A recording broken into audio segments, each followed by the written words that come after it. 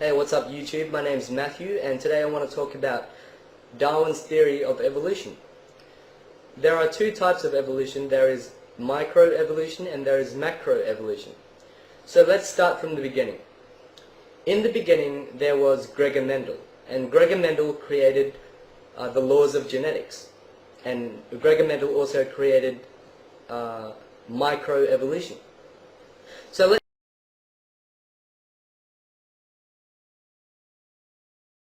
me explain what the laws of genetics is. The laws of genetics say that things produce after their kind. For example, dogs produce dogs, cats produce cats, elephants produce elephants, right? And no matter how long they reproduce for, these cats will still remain cats, right? These dogs will still remain as dogs, right?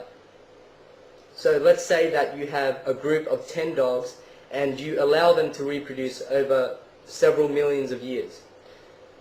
After several millions of years, those dogs would still be dogs, and those dogs would still be giving birth to dogs. Right? That's the laws of genetics.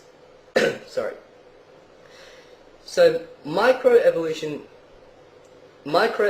says that there are different breeds of dogs. See? There are different breeds of dogs, and this is true. And we can observe this.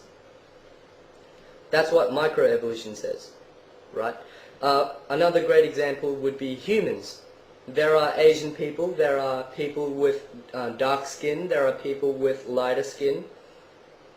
Right? That's called a small genetic variation. A small genetic variation. But people with lighter skin are still humans. People with darker skin are still humans. People who are Asian, like myself, are still human. Right? So that's basically what microevolution says. And then several years later, Charles Darwin came along and he theorized about macroevolution. Charles Darwin talked about macroevolution. And he said that things were getting bigger and stronger and faster and, better. That's what he said. And, he said that our early ancestors were monkeys living in Africa. He said that our early ancestors were monkeys living in Africa. And one day, those monkeys decided to mutate into humans. Those monkeys decided to mutate into humans. Right? That's what Charles Darwin said. Now think about this for a second. This is absolutely ridiculous. It's ludicrous. And this is what Charles Darwin thinks. That somehow a monkey would just mutate into a human. That's impossible. And he completely disregarded the laws of genetics.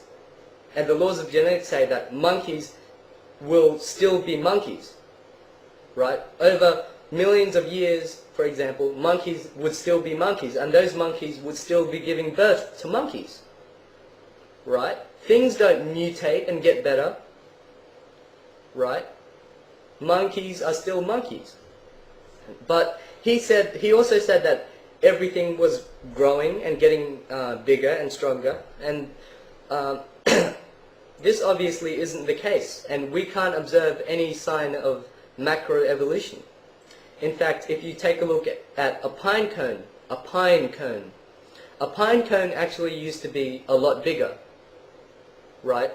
If we scroll back several decades, pine cones actually used to be a lot bigger than they are today, right? So all this proves is that things are getting smaller.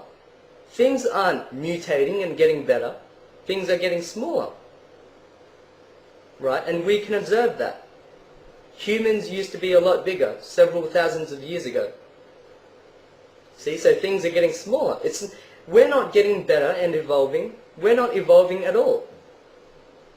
There are different races of humans, such as dark-skinned people, light-skinned people, brown-skinned people. Right? People have different skin color, but we are still humans. we're not evolving and giving birth to another race of humans. We are still humans, right? I'm not going to give birth to an alien. No. Charles Darwin, you're an idiot. And you fail. You fail at science and you can't think rationally.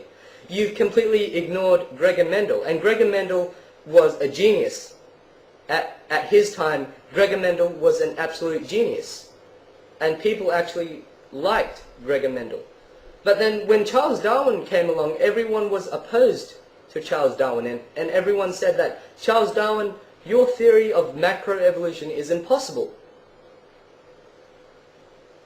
Right? So, in summary, that's the difference between microevolution and macroevolution.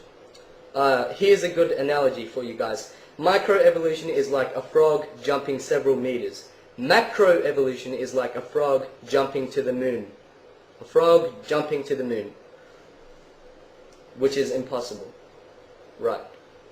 So, in summary, microevolution says that there are different breeds of animals, but animals such as dogs will still be dogs over millions of years.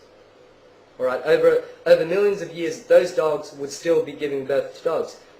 And macroevolution, on the other hand, says that, you know, over millions of years, dogs are going to give birth to cats, and dogs are going to somehow mutate into cats. Alright guys, thanks for watching my video, and I hope you've enjoyed my video. God bless you guys. Peace out.